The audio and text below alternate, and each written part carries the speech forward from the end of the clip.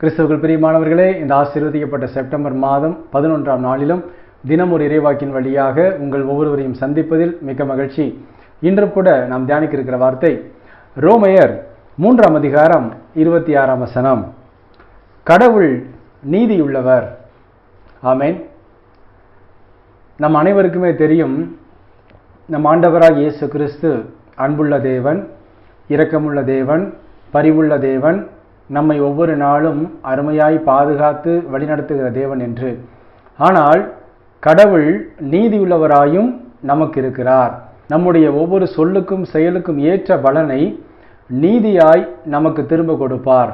ஆம் கிறிஸ்துவுக்குள் பிரியமானவர்களே, ஆகவேதான் கடவுள் அதிகமாக இந்த 4 நற்செய்திகள் வழியாக நமக்கு கூறுவது, அன்பு செலுத்துங்கள், அன்பு காட்டுங்கள், இரக்கம் செய்யுங்கள், உங்களால் முடிந்த உதவிகளை மற்றவர்களுக்கு செய்யுங்கள், முடிந்தவரை எல்லோரையும் மன்னிக்க பழகுங்கள் என்று. ஆம் கிறிஸ்துவுக்குள் பிரியமானவர்களே, இன்று நாம் பல நேரங்களில் ஒரு தடுமாற்றத்தின் நிமித்தம், அவசர புத்தியின் நிமித்தம், கோபத்தின் நிமித்தம் சில பாவங்களை செய்ய நேரிடலாம். சூழ்நிலைகள் நம்முடைய பரிசுத்தத்தை குலைக்கலாம்.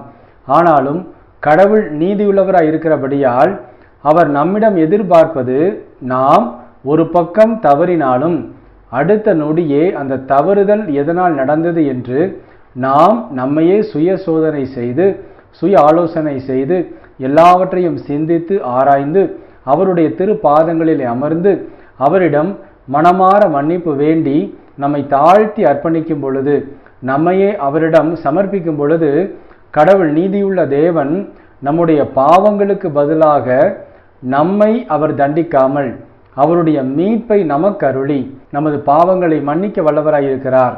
ஆம் கிறிஸ்துவுக்குள் பிரியமானவர்களே, பழைய ஏற்பாட்டிலே வாசிக்கிறோம், கண்ணுக்கு கண் பல்லுக்கு பல் என்று கடவுள் நீதியுள்ளவராயிருந்தார் என்று. இப்பொழுதும் கடவுள் அப்படித்தான் இருக்கிறார். ஆனாலும் இயேசு மகாராஜாவின் சிலுவை மரணத்தினாலே நாம் மீட்கப்பட்டபடியால் அவர் சில காலங்கள் பொறுமையாக இருப்பார். சரி, என்னுடைய மகள் ஒரு தவறு செய்துவிட்டால் அவள் நிச்சயமாகவே மீண்டும் என்னிடம் திரும்பி வருவாள் என்று. என்னுடைய மகன் அவனுடைய நண்பர்கள் மூலமாக கெட்டுவிட்டான், பாவத்திற்கு அடிமையாகி விட்டான், ஆனாலும் நான் அவனுக்காக பொறுமையாக காத்திருக்கிறேன் என்று அவருடைய மீட்பு நிமித்தம் நமக்காக அவர் காத்திருக்கிறார், பொறுமையோடு காத்திருக்கிறார். ஆனால் அந்த பொறுமையின் காலத்திற்குள்ளாக நாம் நம்மை சரி செய்து ஆக வேண்டும். ஆம் கிறிஸ்துவுக்குள் பிரியமானவர்களே, கடவுள் மன்னிக்கிறார் என்று எப்பொழுதும் நாம் எல்லா காரியங்களிலும் தெரிந்தே எல்லா பாவங்களையும் செய்யக்கூடாது. நம்முடைய தடுமாற்றத்தையும் கடவுள் அறிவார். நாம் தைரியமாக ஏதாவது ஒரு காரியத்தை கடவுளுக்கு எதிராக செய்தாலும் அதையும் கடவுள் அறிவார். ஆகவே கிறிஸ்துவுக்குள் பிரியமானவர்களே, நீதியுள்ள தேவன் என்னை ஒவ்வொரு நொடியும் கண்காணித்து கொண்டிருக்கிறார் என்கிற மனதோடு நாம் செய்யும் ஒவ்வொரு செயல்களையும் நாம் சரியான முறையில் செய்வோம்.